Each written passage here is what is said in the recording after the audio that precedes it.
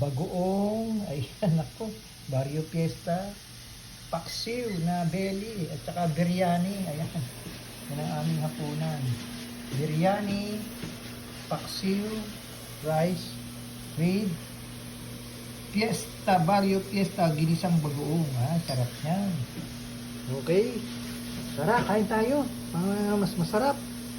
Yan lang ang aming hapunan. Tama na yan. Bagay, marami na rin yan. Itong biryani, bigay lang yan kay Mrs. Masarap daw eh. Natikman ko, masarap nga.